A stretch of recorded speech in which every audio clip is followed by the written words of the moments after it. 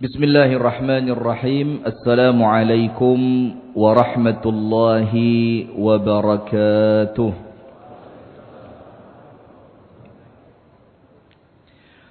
Bismillahirrahmanirrahim. Alhamdulillahi rabbil alamin. Assalatu wassalamu ala nabiyyina wa maulana Muhammadin wa ala alihi wa sahbihi ajma'in.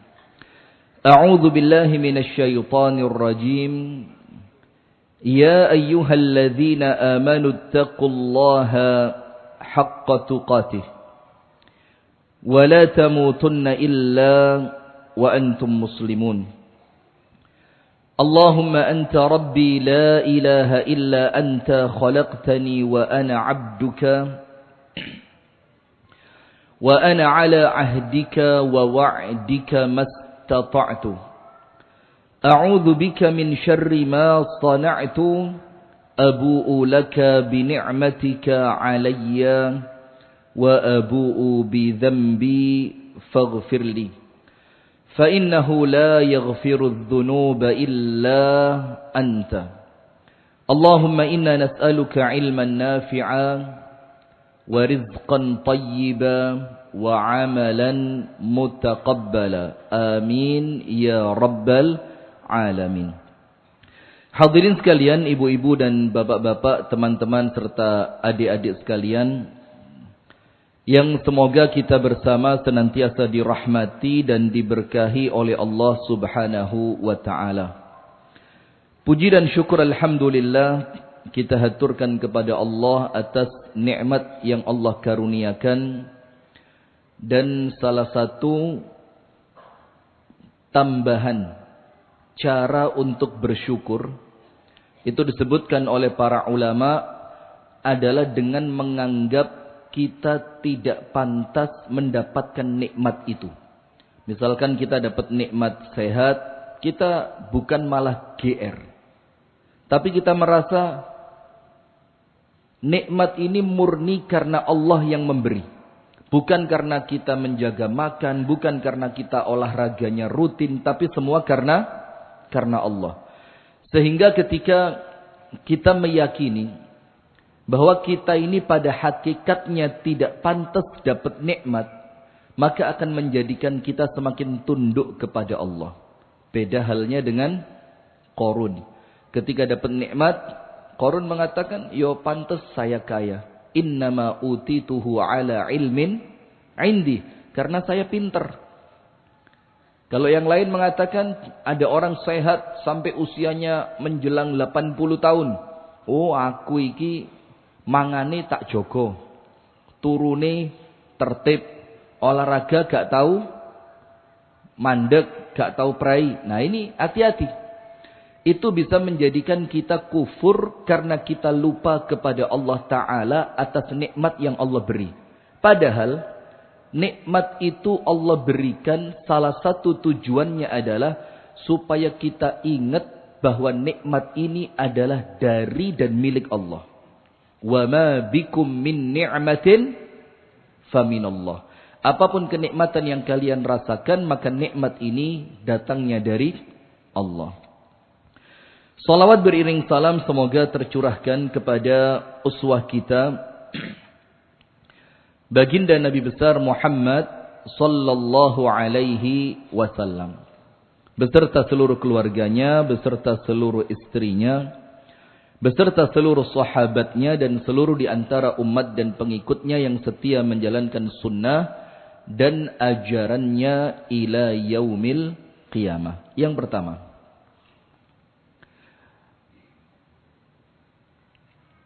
ilmu tentang takhrij al-ahadith. Takhrij itu namanya memberi penilaian pada suatu hadis. Entah itu nilainya sahih, atau hasan, atau dhaif, atau maudhu', atau mu'dal, atau munkar, atau yang lain. Jadi ilmu tentang takhrij hadis yang kemudian kita kenal nama-namanya siapa? Salah satu yang paling tenar di zaman ini yaitu Asy-Syaikh Nasiruddin Al-Albani. Maka dibilang beliau itu salah seorang mukharrij, Orang yang ahli dalam mentakhrij hadis. Sehingga banyak sekali kitab terjemahan sekarang. Itu rata-rata takhrij hadisnya itu pakai penjelasannya Syekh Albani. Sahhahahu Al-Albani. Disahihkan oleh Syekh Albani. Dha'afahu Al-Albani. Didhaifkan oleh Al-Albani. Dan macam-macam. Itu salah satu. Tapi yang penting kita tahu tentang takhrij hadis itu satu. Apa? Takhrij hadis itu ijtihadi. Apa? Ijtihadi. Ijtihadi itu apa? Hasil dari pemikiran dan penilaian seseorang tentang perawi hadis. Boleh jadi saya nganggap satu orang kuat, tapi orang lain menganggapnya lemah. Bisa apa enggak? Saya bilang Ustadz Fulan cerdas. Menurut penilaian saya. Tapi orang lain mengatakan, oh Ustadz Fulan tidak cerdas. Lek ceramah ngawur. Bisa apa enggak? Dan seperti itulah takhrij hadis itu. Walaupun tentu bukan subjektif. Berarti apa? Objektif. Objektif itu artinya mereka menilai si Fulan dan si Fulan yang merawikan hadis itu dengan penjelasan ilmiah. Nah, tapi yang kita perlu ngerti itu hukumnya apa? Ijtihadi. Satu orang dengan yang lain boleh jadi tidak sama. Nah, itulah salah satu sebab munculnya perbedaan pendapat di kalangan ulama. Itu sebabnya. Karena ada satu hadis yang dikatakan sahih, maka konsekuensinya diamalkan. Tapi oleh ulama yang lain dikatakan dhaif. Maka salah satu konsekuensinya tidak diamalkan. Ini karena memahami perbedaannya. Saya kasih contoh. Ini sebelum kita masuk ke materi. Karena nanti berkaitan dengan itu. Bagaimana hukum akikoh untuk diri sendiri. Ketika seorang manusia itu tahu bahwa dulu waktu dia kecil oleh orang tuanya belum diakikoh. Apa hukumnya?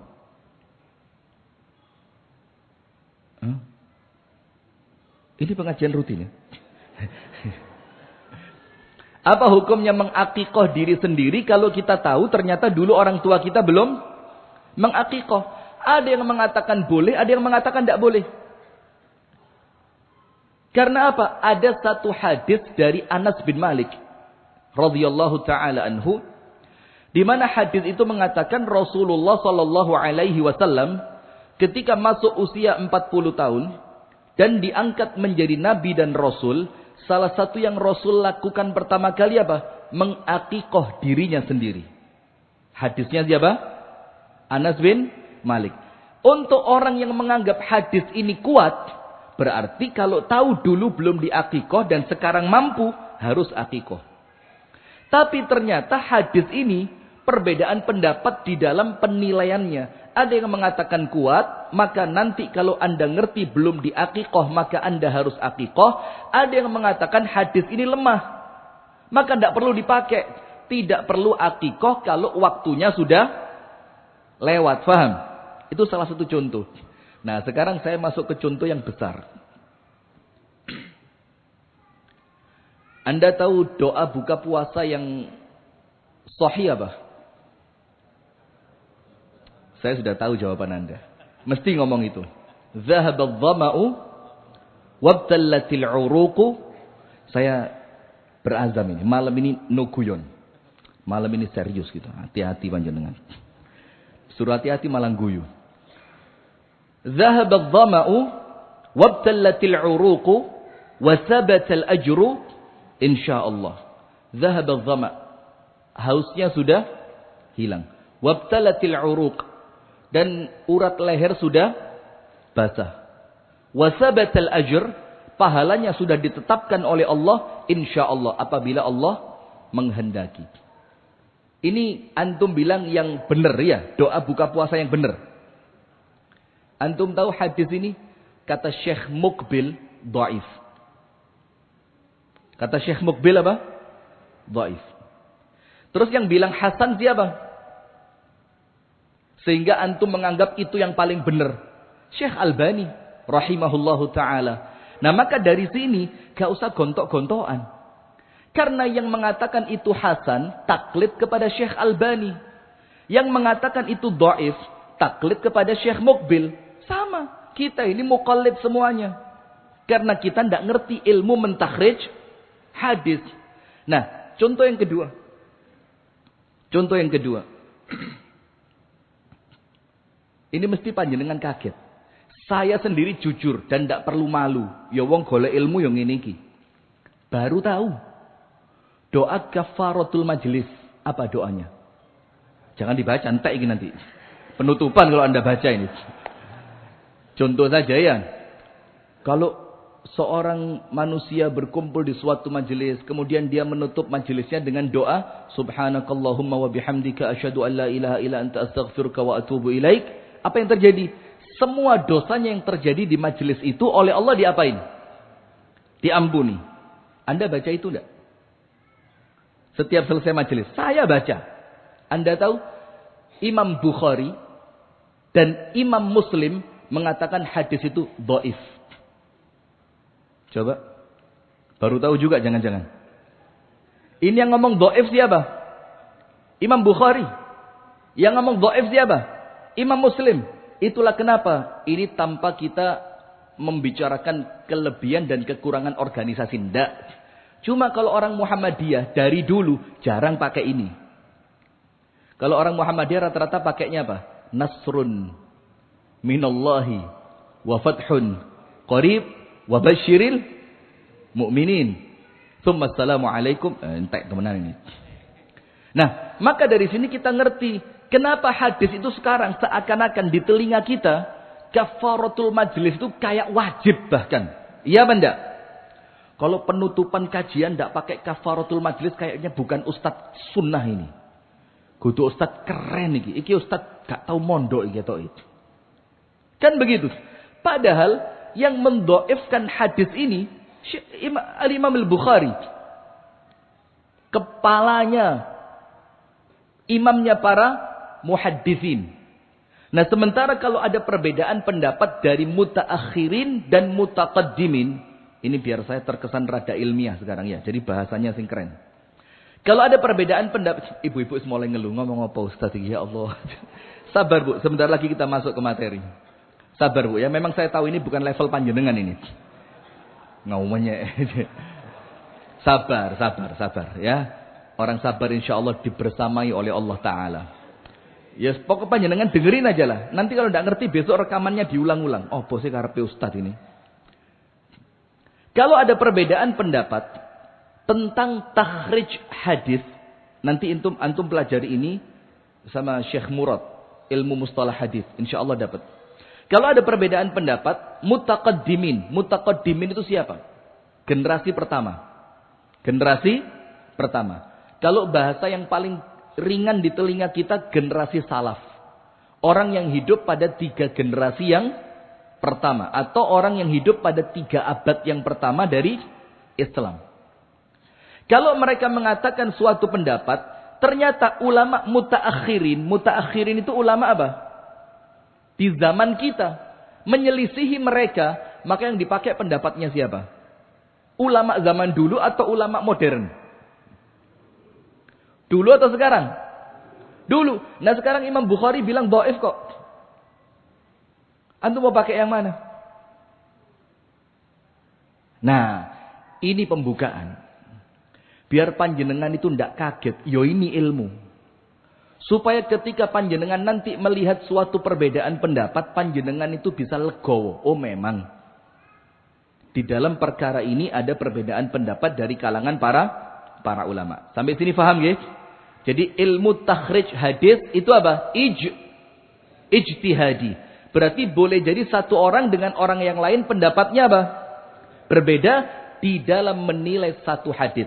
Sekarang saya bawakan pendapatnya Al-Imam Ibnul Qayyim Al-Jauziyah. Beliau mengatakan begini. Dalam kitabnya kalau saya tidak salah Iqtida' As-Sirat Al-Mustaqim. Beliau mengatakan la inkara fi masailil ijtihad. Tidak boleh saling mengingkari di dalam perkara yang sumbernya itu ijtihad. Tidak boleh apa? Saling mengingkari. Berarti kalau ada orang yang mengikuti pendapat mujtahid, ternyata mujtahidnya tidak sama dengan mujtahidnya panjenengan. Ada orang ikut satu pendapatnya Imam Syafi'i, yang lain ikut pendapatnya Imam Ahmad. Ini mujtahid, ini mujtahid. Maka tidak boleh saling apa? Mengingkari. Contoh. Bu. Suami masih ada, Bu? Suami panjenengan belum nambah istri? Kita doain ya, mudah-mudahan segera tambah ya. Foto saya di sana kata serem banget ya. Begini, Bu.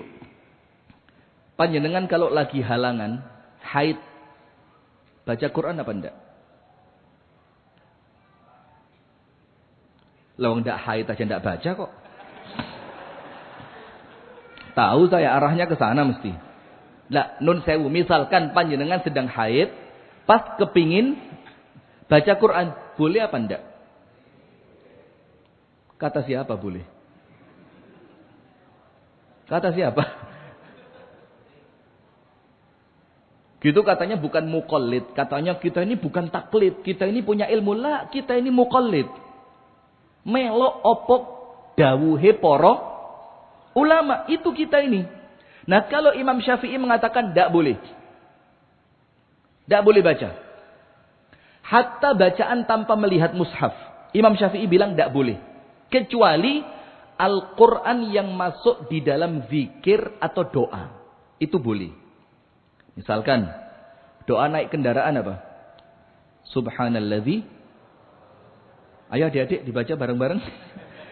Subhanalladzi sakhkhara lana hadza wa ma kunna lahu. Itu ayat Quran.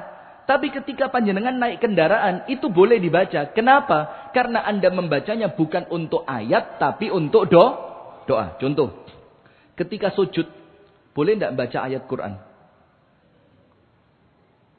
Ketika sujud, tidak boleh baca Quran. Ada dua tempat tidak boleh baca Quran. Rukuk dan sujud. Tapi kemudian ketika sujud, panjenengan berdoa. Rabbana hablana min azwajina wa dhurriyyatina qurrata a'yun waj'alna lil muttaqina imama. Ayat bukan? Ayat bukan? Boleh Anda baca waktu sujud? Kenapa boleh? Nah, pinter. Ngini lo ngaji itu. Ya, tas sat gitu loh. Nah, karena itu doa, maka boleh. Tapi kalau selain doa dan selain zikir yang biasa Anda baca, menurut Imam Syafi'i tidak boleh. Imam Ahmad mengatakan boleh. Nah, maka antara yang membolehkan dan yang tidak membolehkan, ojo saling gontok-gontokan. Jangan saling mengingkari. Karena panjenengan itu manut Imam Syafi'i, yang lainnya manut Imam Ahmad. Sementara kalau ditanya dalilnya apa sampai Imam Syafi'i begitu, Imam Ahmad begitu, kadang-kadang kini kayak son jawab, yus pokoke dawuhe Imam Syafi'i. Kan begitu. Nah, sudah. Sekarang apa kaitannya dengan materi kita? Ciri orang yang oleh Allah hisabnya diringankan. Karena hadis yang akan saya bawakan, Imam Hakim dari Imam Bukhari dan Muslim mengatakannya sahih. Mengatakan apa? Sahih. Tapi Asy-Syaikh Al-Albani mengatakannya dhaifun jiddan. Apa dhaifun jiddan itu apa? Sangat lemah. Lemahnya kenemenen.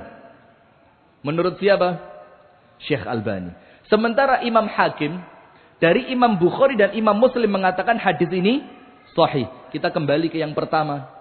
Kalau ulama zaman dulu sama ulama zaman sekarang menangan siapa? Berarti kita pakai yang pendapatnya siapa? Ulama zaman dulu. Berarti sahih atau dhaif jiddan. Nah, arahnya ke situ. Sekarang, sip.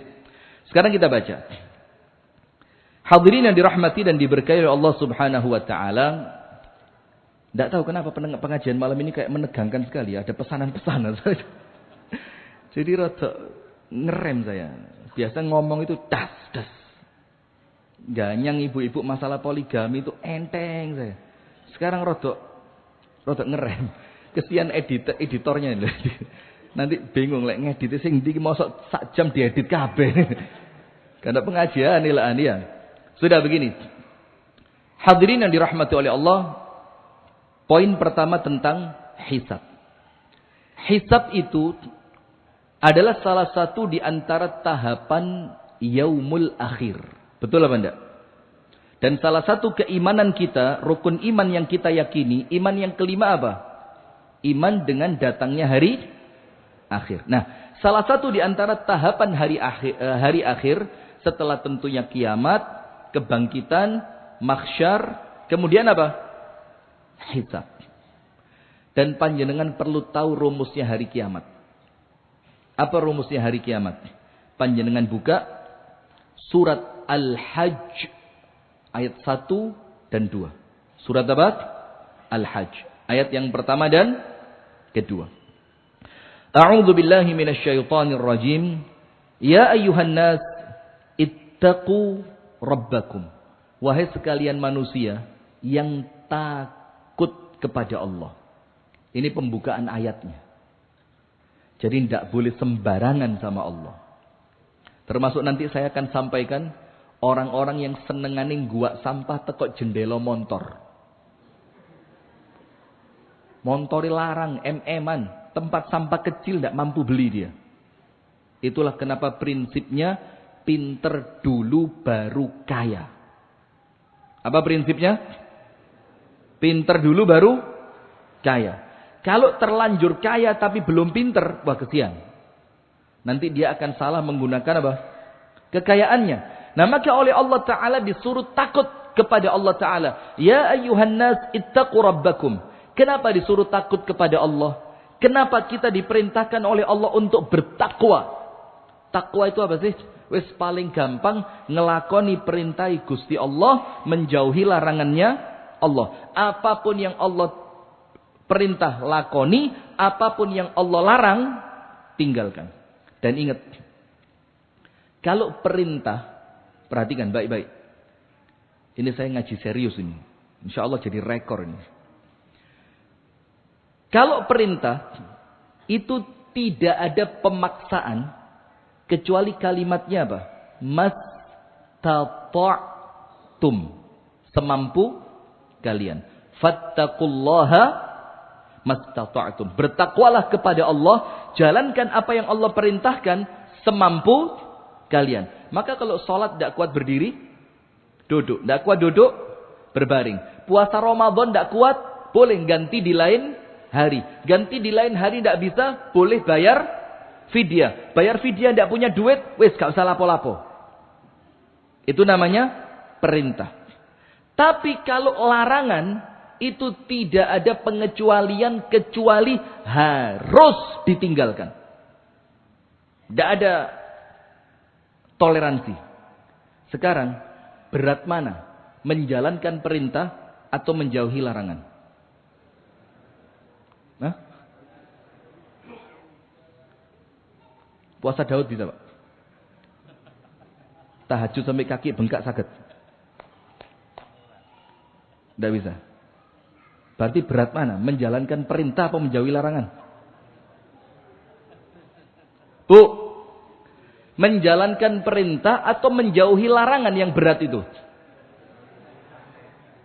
Menjalankan perintah. Karena menjalankan perintah itu ada perintah dari Allah untuk kita bergerak. Suruh sholat, gerak. Suruh zakat, ngetokno duit. Saya medit-medit ngelui. Waduh, zakat mana? Terus disuruh adil kepada 4 orang istri. Itu bawan terpanjenengan. Itu bergerak. Mindao mas sampai Nabi Muhammad itu sakit, digotong, dipindah ke rumah istri yang satunya, sampai terakhir istri-istrinya tidak tega. Saudara ya, kasih di rumahnya siapa? Aisyah. Itu menjalankan perintah. Maka Allah firmankan, mastata'tum, semampu kalian. Tapi ketika meninggalkan larangan, kenapa tidak lebih berat? Meninggalkan larangan itu cuma disuruh diem. Berat apa ringan? Ya aslinya ya ringan. Cuma gara-gara larangannya abot-abot, malah kerasa abot. Asli nih, yo ringan. Kenapa? Meninggalkan sesuatu itu cukup Anda apa? Diam. Jangan minum khamr. Selesai. Ojo diombe meneng. Jangan zina. Selesai. Jangan bergerak beres. Ojo metu omah beres. Jangan bohong. Kelihatan ibu-ibu. Manisnya bibir saya kelihatan. Jangan bohong. Jangan menggunjing. Tinggal apa sih? Tinggal diem. Selesai. Itulah kenapa dalam Al-Quran, kalau menjalankan perintah itu mastata'tum. Tapi ketika meninggalkan larangan, tidak ada toleransi. Kudu iso. Nah, ya ayuhan nasu taqu rabbakum inna zalzalatas sa'ati syai'un azim. Karena nanti goncangan yang terjadi pada hari kiamat itu sangat menyeramkan. Maka Rasul katakan apa? Orang yang paling jelek, orang yang paling buruk, yaitu mereka yang ketika kiamat itu datang, mereka masih hidup. Maka insya Allah kita ini tidak lah. Kita ini tidak. Terus cerita keluarnya Dajjal, keluarnya Imam Mahdi. Sesuai. Bolehlah ceramah masalah akhir zaman, silahkan. Tidak ada larangan. Wong itu juga ilmu kan. Tapi jangan kemudian ceramah akhir zaman itu menjadikan jamaah itu menerka-nerka. Delok bangunan bentuknya rada aneh. Ini kayak yang kemarin diceramahkan bentuknya ini. Ini sudah mulai muncul. Ngelihat polisinya Arab Saudi, tahu lambangnya apa? Mata satu. Betul katanya Ustadz kemarin itu. Dajjal sudah mulai muncul bahkan di Mekah Medina. Polisi itu logonya mata satu. Bukan untuk itu. Anda itu diceramai akhir zaman untuk apa? Nyiapno amalan. Bukan untuk menerka-nerka. Betul kan? Jumlah perempuan sekarang 50 banding 1. Cocok omongannya Ustadz wingi. Elek wong lanang siji bojone mek siji. Sing 49 rabi sapa? Coba. Bukan untuk itu. Aman Abah Tarjo ya? Aman. Jadi Abah Tarjo bilang, karuan ngomong poligami ya. Lah siap bah. Cocok. Nah, maka orang itu bercerita tentang hari kiamat, tentang huru-hara akhir zaman, atau sekarang dibilang ustadz akhir zaman, itu bukan untuk menjadikan Anda ketakutan, menjadikan Anda menerka-nerka bentuk-bentuk bangunan. Bukan. Tapi untuk apa? Hati-hati. Lihat hadisnya. Seorang laki-laki datang sama Rasulullah. Insya Allah panjenengan tahu semua ini. Dan ini hadis salah satu yang paling nyeneng no hati. Paling nyeneng no hati. Sampai Anas bin Malik bilang apa? Ini hadis yang paling aku senengi setelah aku masuk Islam. Kata Anas bin Malik. Apa hadisnya? Seorang laki-laki datang. Ini loh, wong Arab Badui itu lek takon gak tedeng aling-aling. Langsung. Ya Rasulullah, panjenengan itu cerita kiamat. Mata sa'ah. Terus kiamat iki jane kapan? Ket wingi ngomong kiamat. Ini kapan iki? Tekone kapan kiamat ini? Rasulullah jawabannya apa? Mantik itu jawabannya bukan pakai dalil atau apa, tapi pola pikir. Sama seperti ketika laki-laki minta izin berzina. Rasulullah tidak ngomong, tidak baca Quran kamu. Tidak ngerti hadis zina itu dirajam sampai mati. Tidak, Rasulullah bilang apa? Kalau yang dizinai ibu kamu ya apa?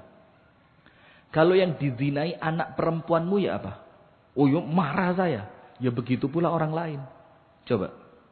Jawabannya mantik. Karena Rasulullah ngelihat. Ini cocok pakai dalil. Ini cocok pakai kalimat-kalimat yang menggugah perasaan. Ini cocok. Macam-macam orang berbeda. Nah sudah. Maka laki-laki ini datang. Mata sa'ah. Kiamatnya kapan? Apa Rasul tanya? Wama ista'adatta laha. Kamu itu tanya kiamat. Persiapanmu apa? Balik ditanya. Loh kamu itu loh kok sok-sokan. Tanya kiamat kapan. Loh kamu ini punya persiapan apa? Sama kayak kita-kita ini. Di kiamat kok dilungkas ini. Loh sholatmu lu genah apa durung? Iya. Itu loh kezoliman sudah minta maaf atau belum? Itu loh, harta haram yang terlanjur masuk, tobatnya diterima apa tidak sama Allah kita belum tahu. Nah maka Rasul tanya, persiapanmu apa? Jawabannya laki-laki ini apa? La min kasratis siyam wala salah wala sadaqah. Saya tidak punya persiapan ya Rasul. Coba. Ini tanyanya sama saya Pak. Ini kotak tisu ini bisa terbang ini. Kau takon kiamat aku kan beri persiapan. Tapi Rasulullah enggak. Kamu punya persiapan apa? Lah, enggak punya persiapan. Salat enggak? Enggak dalam artian bukan enggak salat wajib, bukan. Enggak banyak salat sunnah. Enggak banyak puasa sunnah. Dan saya pun tidak pernah sedekah. Ghaira anni uhibbullah wa rasulah. Tapi saya punya satu. Ini modal saya satu ini apa? Saya ini cinta betul sama Nabi Muhammad dan kepada Allah. Cinta mati saya sama Nabi Muhammad. Apa Rasul katakan? Anta ma'aman ahbabta. Kalau kamu cinta sama Rasul, nanti di hari kiamat kamu bangkit bareng saya. Coba lihatin. Nah maka kemudian kiamat itu bukan kita menerka-nerka. Tapi apa? Rasul tanya tentang kiamat itu kamu punya persiapan apa? Wal yakhshal ladzina law taraku min khalfihim dzurriyyatan di'afa. Salah satunya apa? Hati-hati lo ya. Kalau kamu punya anak, kamu punya cucu, jangan sampai ketika kamu meninggal mereka ditinggalkan dalam keadaan lemah. Lemah itu apa? Lemah iman, lemah ilmu, lemah finansial, lemah fisik, lemah pemikiran. Itu tidak boleh dan itu siapno dulu. Jangan kate bentuk, kok bentuknya segi 6 yo. Kemarin Ustadz Fulan mengatakan kalau segini itu bangunannya Dajjal. Sopo arsitek iki? Mosok Dajjal iki. Bukan untuk itu hadirin. Nah, maka kita ini oleh Allah Ta'ala ditakut-takuti dengan kiamat. Karena memang menakutkan. Karena memang apa? Menakutkan. Sampai dikatakan, Inna zalzalatas sa'ati syai'un azim. Nanti guncangannya hari kiamat. Itu sangat menakutkan. Menakutkan untuk yang masih hidup ketika kiamat terjadi. Dan menakutkan untuk yang ada di alam kubur.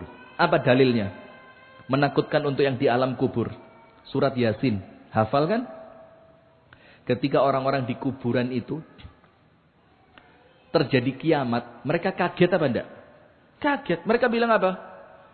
Qalu man ba'athana min marqadina hadza ma wa'ada ar-rahmanu wa sadaqal mursalun. Apalah benda?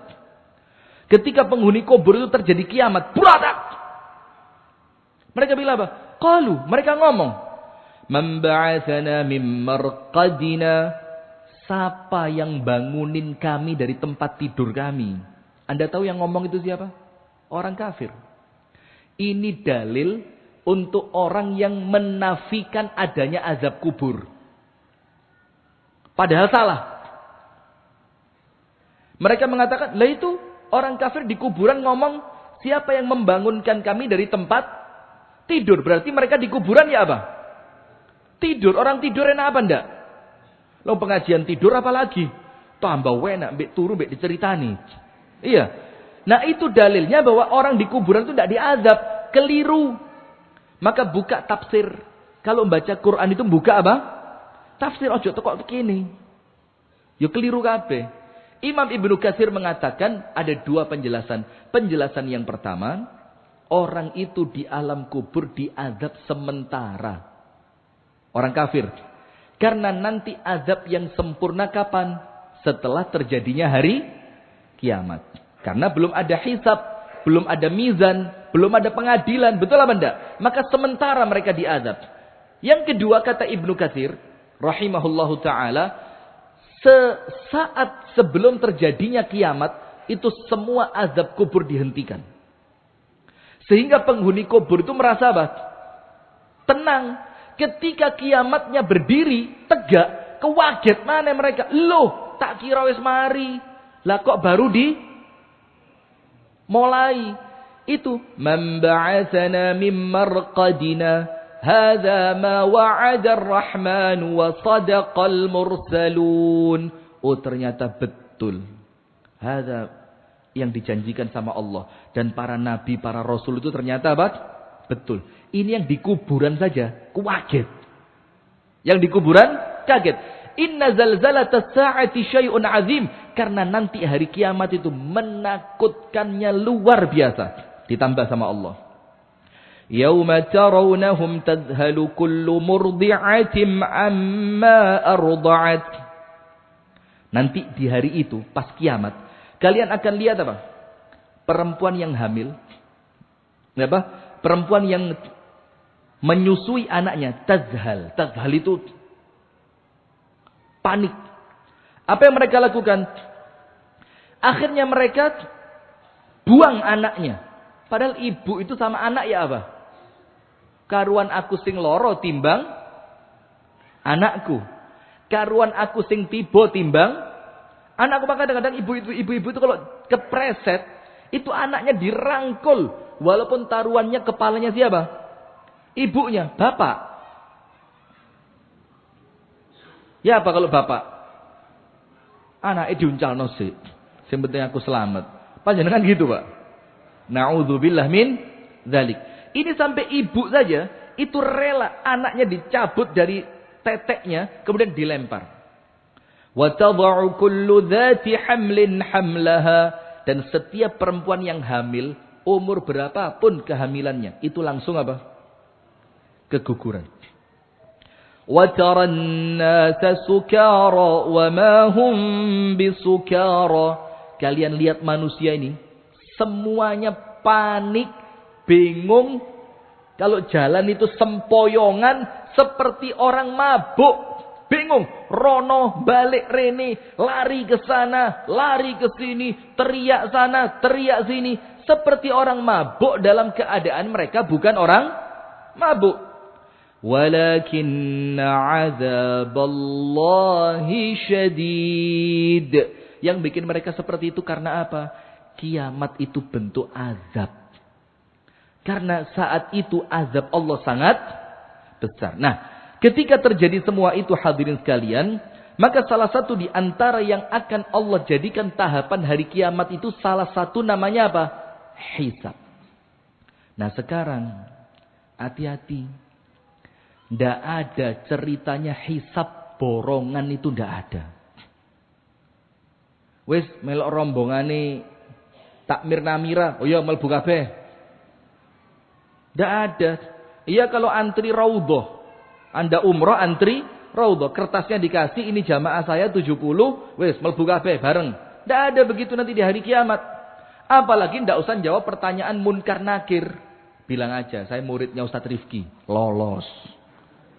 Saya aja belum tentu lolos. Tidak ada begitu. Maka apa? Semuanya oleh Allah akan dihisab. Dan salah satu di antara nama Allah itu apa?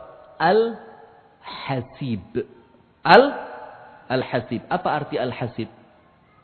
Allah yang maha teliti hisabnya. Teliti. 1 rupiah. Ojo 1 rupiah. Separuh rupiah. Kita menzolimi orang lain, ada hisabnya. Anda tahu parkiran yang di pasar, di pinggir-pinggir jalan kan kadang-kadang rodok gregetno ya. Kita parkir wangel, mundur sempit, gak metu tukang parkir. Gak ngabani blas. Ketika kita mau keluar, sikat mesin murut. Ceng. Masya Allah. Ini kayak keluar dari tekonya Aladin ini. Bayangin kita ini masuk ketika awal parkir. Wangel, sempit, embonge rame. Gak ketok blas. Metu. Tit. Tit. Hati-hati panjenengan. Dan saya juga pernah. Mudah-mudahan panjenengan tidak pernah. Tapi ketok ya pernah semuanya. Ketika parkir. Pas kita mau keluar, tukang parkirnya waduh. Apa yang Anda lakukan? Ngenteni apa ngegas? Sudah, jawab yang jujur.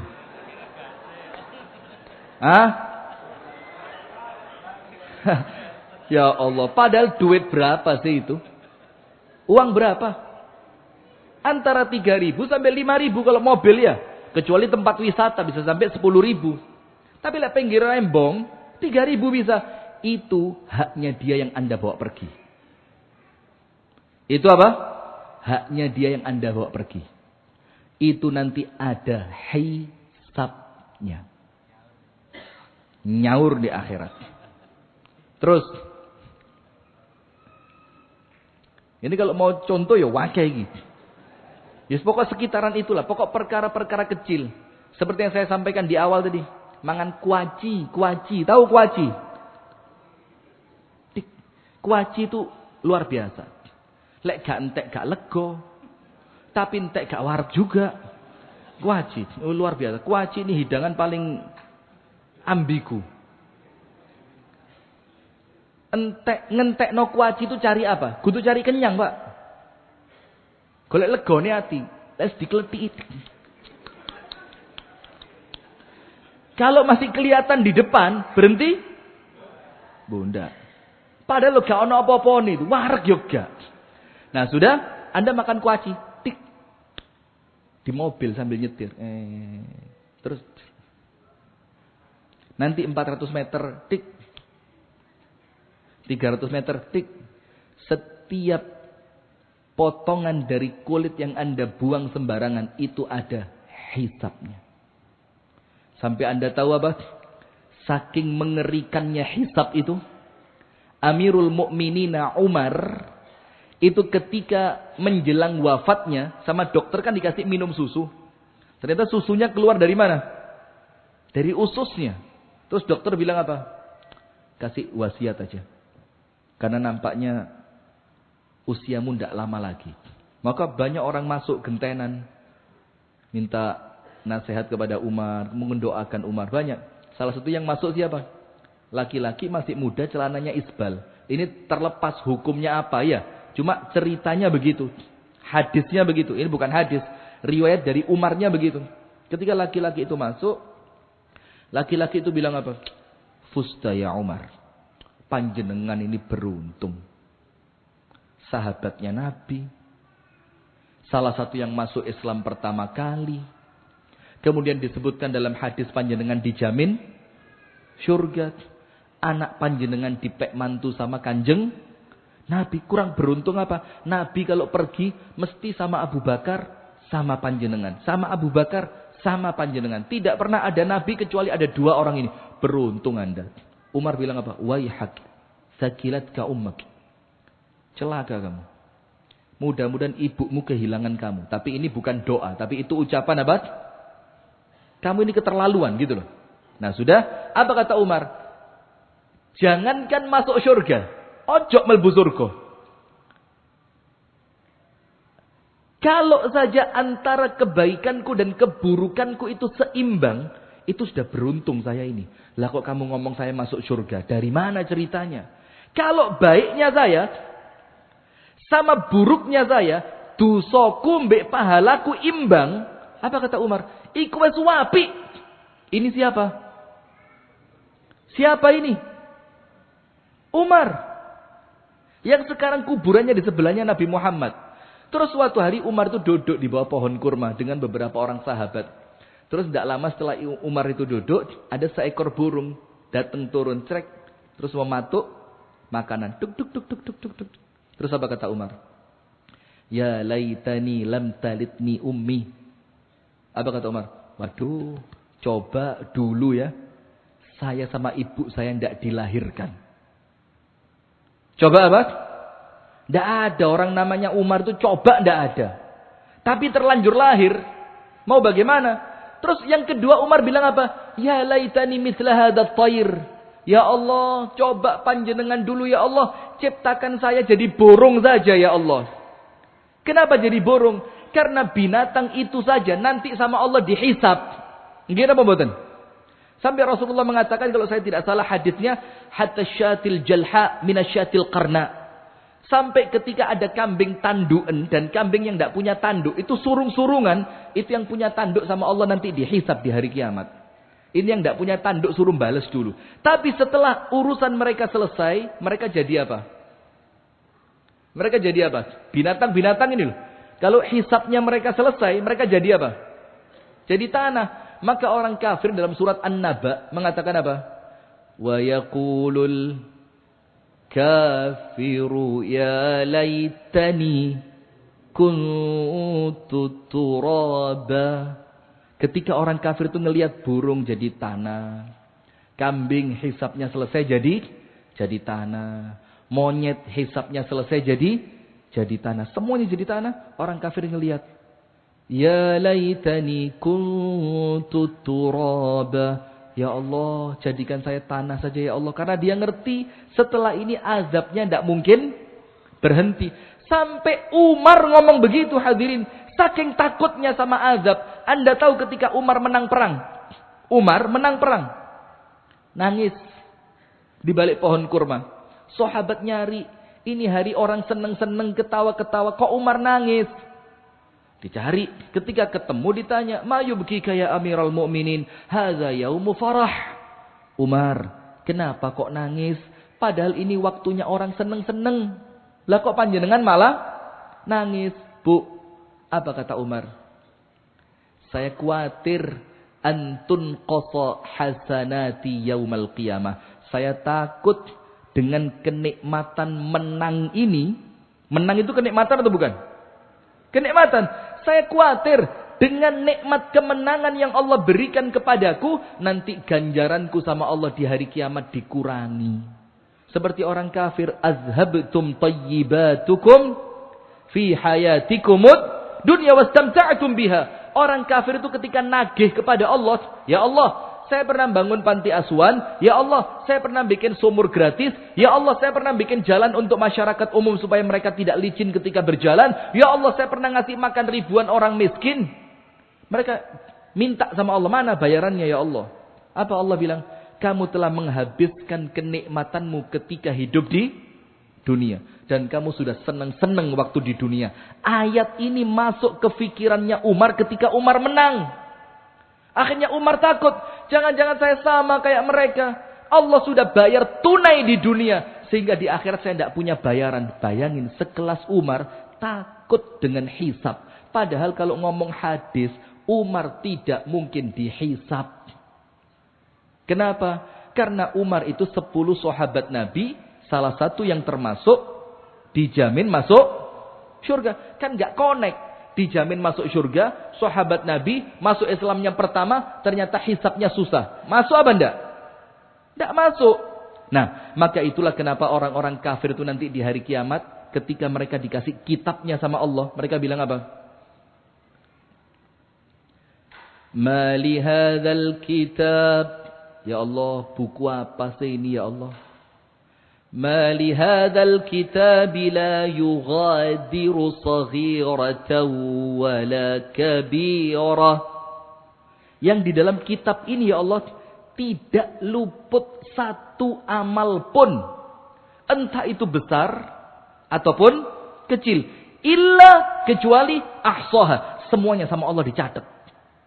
Itulah di sana ada perbedaan maghfirah dan al-afu. Maka kalau bulan Ramadan kita tidak minta maghfirah saja, tapi kita minta apa? Allahumma innaka afuwun. Kalau maghfirah itu catatannya tetap ada, hukumannya ditiadakan. Itu maghfirah. Orang kalau dapat ampunan, apa artinya? Catatannya si ono, masih bisa dipermalukan di depan orang lain. Lo pernah ini? Tapi sudah tidak usah dihukum. Lo pernah ini? Sudah tidak usah dihukum. Lo kamu dulu yang sok paling top imanmu. Ternyata kamu melakukan ini. Tapi tidak usah dihukum. Itu maghfirah. Tapi kalau al-afu. Allahumma innaka afuwun tuhibbul afwa fa'fu anni. Afu itu apa? Dihapus tulisannya, dihilangkan hukumnya. Berarti antara maghfirah sama al-afu tinggi mana? Al-afu. Nah, maka nanti orang-orang kafir itu kaget ketika dapat kitab. Mali hadzal kitab ya Allah, ini apa ini? Akuntan dunia kalah. Akuntan dunia seisolah dijak kompromi. Tulislah di pos ini, tulislah di debit kredit ini, tulislah begini. Bisa masih. Tim audit, tim pajak itu kadang-kadang masih bisa diajak kompromi. Tapi kitabnya Allah tidak bisa. Terus apa caranya biar kitab itu ketika kita baca, kita senang? Tulis yang pertama. Biar nanti hisabnya itu enak gitu loh. Allahumma amin. Insya Allah semua sama kita ini oleh Allah hisabnya dimudahkan. Wabil khusus, mudah-mudahan kita juga nanti bisa langsung masuk surga tanpa hisab, tanpa azab. Allahumma amin. Nah, sudah dalam hadisnya apa? Ukasyah. Rasulullah itu mengatakan, yadkhulunal jannata 70,000 min ummati min ghairi hisab wala sabiqatil azab. Akan masuk ke dalam surga dari umatku itu 70.000 tidak pakai hisab, tidak pakai azab. Bangkit dari kuburan, keratak. Langsung antri depan pintu surga. Amin ya rabbal alam. Insyaallah kita, orang tua kita, anak cucu kita semuanya termasuk. Allahumma amin. Itu keluar kuburan langsung antri depan pintu surga. Cuma nunggu apa? Nunggu Nabi Muhammad mengetuk pintunya tok. Setelah itu kita masuk. Ya Rabb, insyaallah kita semuanya termasuk ya. Nah, sudah. Kemudian ketika Rasulullah cerita itu dalam riwayat yang lain ditambah apa? Setiap satu orang dari 70.000 tadi itu bisa membawa lagi 70.000 keluarganya.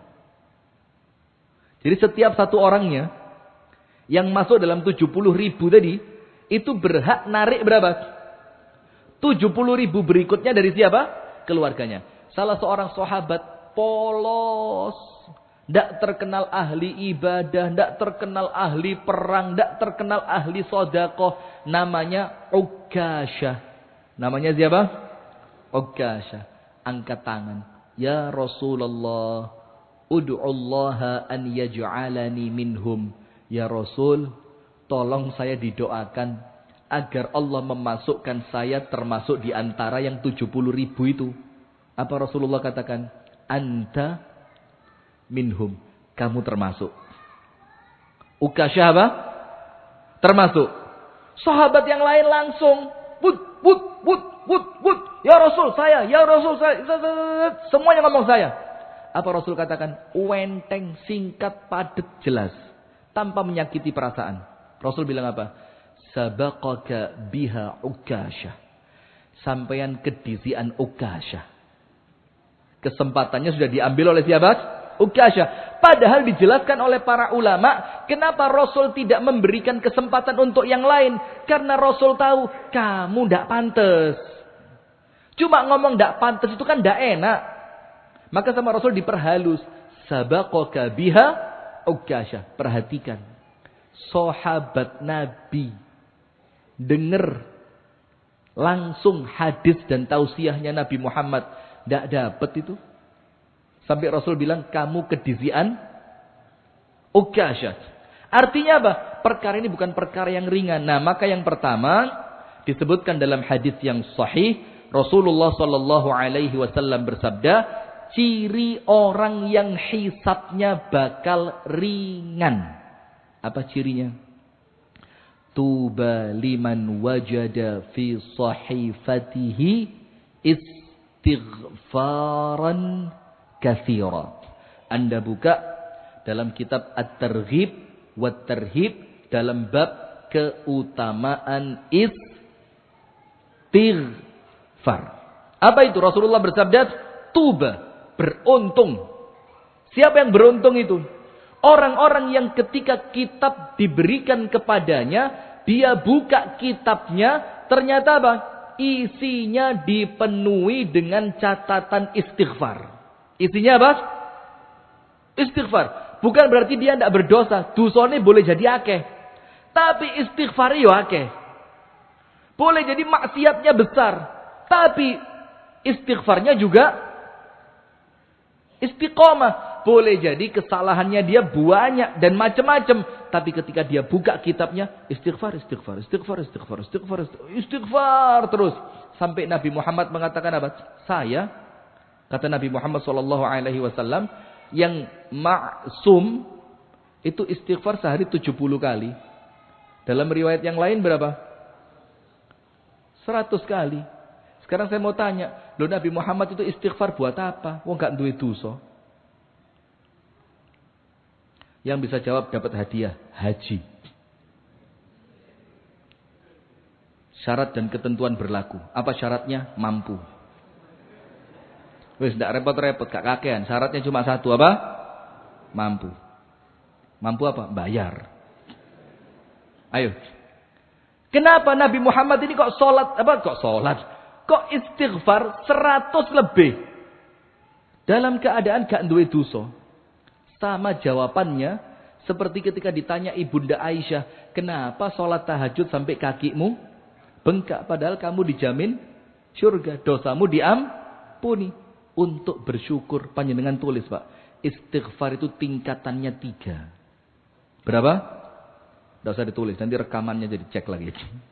Nomor 1. Al-istighfar minadz-dzamb. Istighfar karena dosa. Hukumnya apa? Wajib. Wa man lam yatub faulaika humudz zalimun. Yang tidak mau tobat, tidak mau istighfar, dialah orang zalim. Nomor 1. Istighfar karena dosa. Ini level kita ini. Nomor 2. Istighfar karena tidak sempurnanya ibadah. Ibadah, dia tidak berdosa, dia ibadah. Tapi ketidaksempurnaan ibadah itu dia anggap sebagai apa? Dosa. Maka setelah dia beribadah, dia istighfar. Contohnya setiap selesai sholat. Zikir pertamanya apa? Kenapa Anda istighfar wong mari sholat kok gak mari rasan-rasan? Karena Anda mengira sholat saya tadi masih kepikiran. Kapan aku rabi maneh? Padahal sholat itu seharusnya mengingat siapa? Lah kok malah mengingat jam ketinggalan di tempat wudhu. Waduh susah. Coba. Maka ketika ibadah kita tidak sempurna kita perlu istighfar. Itu yang tingkatan yang kedua. Contoh yang lain. Keluar kamar mandi doanya apa? Alhamdulillahilladzi azhaba anni al-adha wa afani. Itu satu. Yang lain juga ada ghufranaka. Ampuni hamba ya Allah. Kenapa keluar kamar mandi minta ampunan? Karena waktu di kamar mandi tadi panjenengan tidak leluasa berzikir. Maka ketika keluar, manrek waktuku mangrek gak tak gawe ibadah. Padahal Allah ciptakan saya untuk apa? Ibadah. Apa yang terjadi? Istighfar. Itu tingkatan kedua. Tingkatan ketiga, istighfarnya bukan karena dosa, istighfarnya bukan karena ibadahnya tidak sempurna. Tidak. Dia tidak punya dosa dan ibadahnya sempurna. Kok pancet istighfar? Itulah istighfarnya Nabi Muhammad dalam rangka istighfar untuk ibadah. Istighfarnya apa? Ibadah. Yataladzad bil istighfar. Itu ucapannya para ulama. Mereka itu istighfarnya itu dijadikan apa? Yataladzad. Yataladzad itu menikmati istighfar itu. Jadi istighfarnya apa? Dinikmati. Bukan karena dosa. Bukan karena ibadahnya tidak sempurna. Nah, maka yang pertama ciri orang yang akan diringankan hisabnya oleh Allah adalah mereka tuba liman wajada fi sahifatihi istighfaran katsira. Beruntung orang yang ketika kitabnya dibuka ternyata di dalamnya banyak apa? Istighfar. Itu nomor 1. Nomor 2, nomor 3, nomor 4 diambilkan dari satu hadis yang hadis ini hadirin itu yang saya sampaikan dari awal tadi oleh Asy-Syaikh Al-Albani dikatakan dhaifun jiddan. Akan tetapi Al-Imam Al-Hakim di dalam Mustadrak As-Sahihain dia mengatakan sahih. Mengatakan apa? Sahih. Rasulullah bersabda sallallahu alaihi wasallam dari hadis Abu Hurairah, "Salatun man kunna fihi hasabahu Allahu hisaban yasira." Ada 3 perkara. Kalau 3, saya minta tambahan waktu 10 menit aja ya. 10 menit. 10 menit Bu ya. Ojo mulai. Mbok pore. Gak ngaji manis wingi sampai tongi gak mulai-mulai. Bang Anda pulang lo nyari apa? Suami ya pancet itu. Istri ya pancet itu. Beda kalau istrinya banyak pulang itu masih ada tantangannya. Beda genti Pak. Wingi sing iki, saiki sing iku. Ini nanti diedit tuh. Antum sing ngene-ngene gak diedit. Istri saya ngelihat, "Bang, kok ngene ceramai, Bang?" Waduh, susah nanti. Sudah? Ada 3 perkara.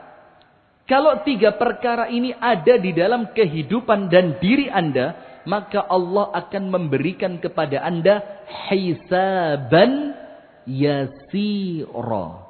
Hisab yang mudah. Dalam hadisnya Ibunda Aisyah, tanya sama Nabi Muhammad, "Ya Rasul, panjenengan kok berdoa?" Doanya Rasulullah apa? "Allahumma hasibni hisaban yasira." Apa doanya? "Allahumma hasibni hisaban yasira." Allahumma, ya Allah, hasibni, hisablah aku, hisaban, dengan suatu hisab, perhitungan, yasira, yang ringan.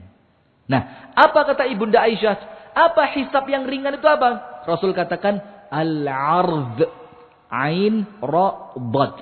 Al-ard. Ard itu apa? Cuma diduduk notok.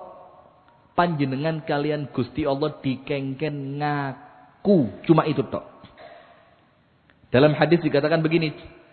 Ada seorang laki-laki dipanggil oleh Allah Ta'ala. Dalam hadisnya Abdullah bin Umar. Deketin. Setelah laki-laki itu mendekat kepada Allah, apa yang terjadi? Allah turunkan penutup. Tidak ada yang lihat. Cuma dia dengan siapa? Allah Ta'ala. Orang lain tidak kelihatan. Tidak ketok lagi tahu zina, tahu khomer, tahu karaoke, tahu nang klub malam, tahu ini, tahu. Gak ada yang tahu. Ditutup sama Allah. Seret. Terus apa? Fayuqarriruhu rabbuhu bidhunubihi. Dzambuhu. Allah menjadikan dia mengakui dosanya. Sama Allah ditanya. Mas. Pernah melakukan ini. Kok catatannya ada? Iya ya Allah. Pernah. Loh kenapa kok kamu begitu? Waduh saya tidak punya alasan. Ya wis, dulu di dunia tak tutup, di akhirat tak ampuni. Coba. Itu namanya apa? Hisaban yasiro. Ditanya lagi. Mas, tapi kok ketulis lagi. Katanya pernah melakukan ini. Iya ya Allah. Iya. Kenapa kamu begini?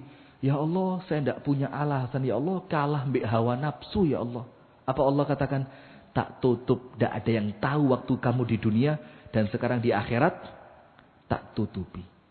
Itu yang namanya hisaban yasira. Itu yang Rasulullah minta. Allahumma hasibni hisaban yasira. Dan kata Al-Imam Al-Muzani. Kalau saya tidak salah ingat. Di dalam kitabnya. Hisab untuk orang beriman. Yang dikatakan hisaban yasira itu apa? Tidak makan waktu sejam, 2 jam. Tidak apa?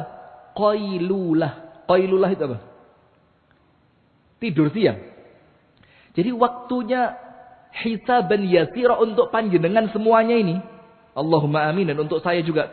Itu cuma sekitar seperempat jam lah. Yang penting ngeleset, meripate sempat merem, kemudian ngelilir, terus sholat zuhur. Itu. Cuma seperti itu. Jadi tidak seperti yang digambarkan. Wanturi panjang. Kedelep keringet. Ada yang matahari sekian. Ada tidak hadisnya? Itu bukan panjenengan. Bukan. Panjenengan yang wena. Panjenengan itu yang sama Allah dipanggil. Iyub ditakoni. Tahu gak? Iya ya Allah pernah. Pernah tidak? Iya ya Allah. Ya wis. Tak ampuni. Selesai. Wis kamu pindah ke sana. Antri di pintu surga. Itu namanya hisaban yasiro. Nomor 1 caranya biar dapat itu bagaimana? Istighfar sing akeh. Istighfar jangan putus. Nomor 2 Rasul katakan ada 3 perkara. Apabila 3 perkara ini ada dalam diri kalian, maka kalian akan dihisab oleh Allah dengan hisab yang ringan. Wa adkhalahu Allahu al-jannata birahmatihi. Setelah hisabnya selesai, yang ringan tadi langsung dilebokno surga. Allahumma amin. Nomor 1. Apa 3 perkara itu? Qalu liman ya Rasulullah. Siapa itu ya Rasul? Kami kok kepingin. Rasulullah mengatakan. Tu'ti man haramak. Nomor 1. Kamu itu memberi kepada orang yang pelit sama kamu. Ada orang yang tidak pernah ngasih sama panjenengan. Padahal mampu. Padahal soge. Itu ketika semakin dia pelit. Tawambang ganyang. Tambang greget no. Kalau orang Malang bilang bencek no. Ngerti bencek no. Itu semakin Anda tambah loman sama dia. Semakin Anda tambah dermawan sama dia. Berat apa ringan? Berat apa ringan? Berat. Maka pantas tidak kalau bayarannya hisab yang mudah? Pantas. Karena tidak semua orang bisa. Nah sekarang kita ini kepingin dapat hisab yang ringan. Ayo pantesno awake dhewe masing-masing. Mantesno awak. Apa mantesno awak itu? Yo sing abot iki lakonono. Supaya apa? Aku pantes dapat itu. Lah kalau panjenengan wah abot Ustaz, kene kudu nabi, kudu sahabat e. Lah kene iki noleh kiwa tukang judi, noleh tengen tukang sabung ayam, noleh ngarep tukang mabuk, noleh mburi. Tidak berani saya noleh mburi. Ini mburi bahaya, sesepuh semua ini. Noleh mburi ahli surga, nah gitu ya. Nah sudah, maka jangan ngomong tidak bisa. Tapi apa? Aku pantas dapat itu. Bagaimana caranya? Aku harus lakukan itu. Berarti beri kepada orang yang kepada Anda pewelit. Pol. Kebayang enggak siapa orangnya? Bu. Bayangin Bu. Coba tonggo sebelah ndi Bu. Meremot 3 detik. Ketemu. Ibu-ibu enggak usah dikasih 3 detik. Saya baru ngomong loh metu 60 nama. Ki. Swida. Betul Bu? Loh betul. Ini loh pengajian betulan ya begini. Orang ngaji itu ngerti elek awak, kudu elek wong liya ya. Bagus Bu, lanjutkan Bu ya. Sudah, nomor 1, engkau memberi kepada siapa? Kepada orang yang pelit kepadamu. Atau dalam artian yang lain, memberi kepada orang yang jahat. Ngerasani, maidu, fitnah, ngilokno. Tapi Anda terus memberi dia. Nomor 2. Wa ta'fu amman zalamak. Maafin orang yang menyakiti dan menzolimi kamu walaupun orangnya tidak minta maaf. Bisa apa enggak? Ada seorang perempuan ngerebut suami panjenengan. Itu sebelum dia minta maaf, ibu-ibu bilang apa? Ukhti, tolong jagain suamiku ya. Aku ikhlas. Bisa Bu? Bu?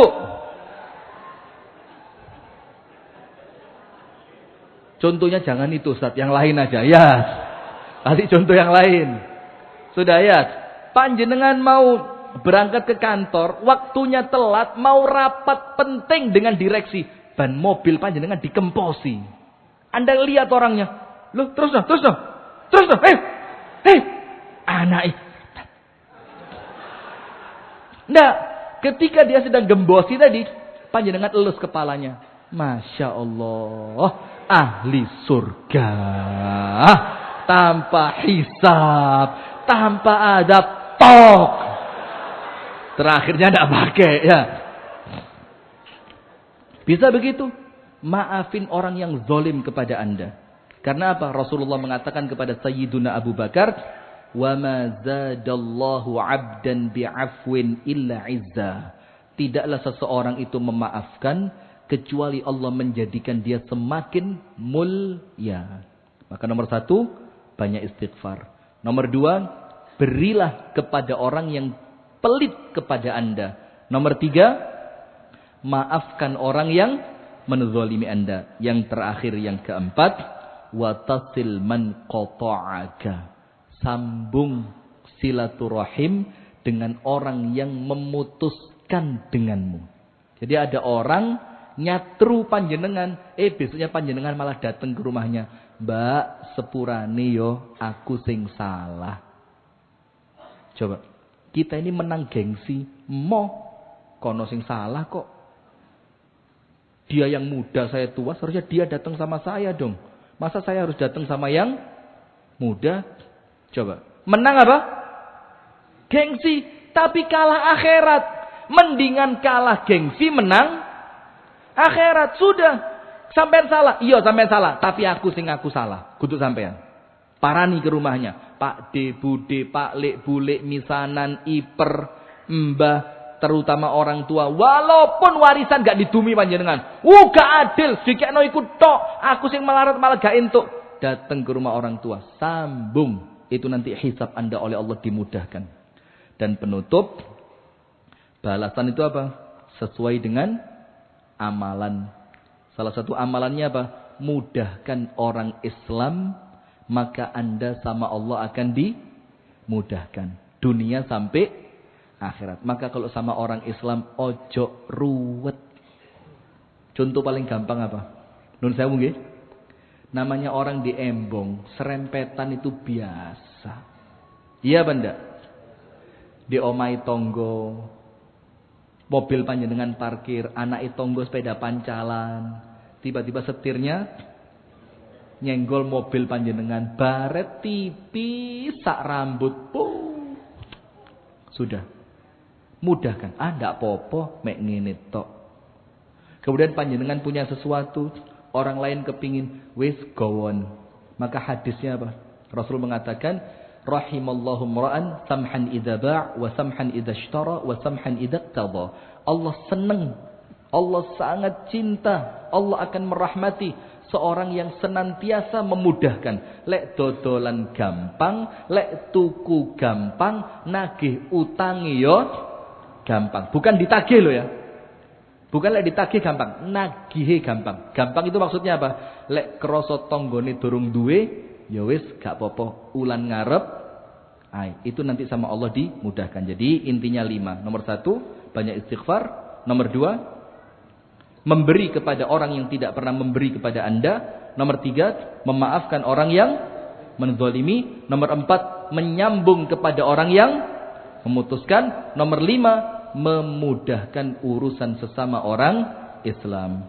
Kita tutup dengan kafaratul. Loh katanya dhaif. Diocok langsung mandek re. Ya bukan berarti begitu ya. Kan saya bilang tadi terserah panjenengan mau pakai pendapatnya siapa kan? Subhanakallahumma wa bihamdika asyhadu an la ilaha illa anta astaghfiruka wa atubu ilaik. Kurang dan lebihnya saya mohon maaf. Assalamualaikum warahmatullahi wabarakatuh.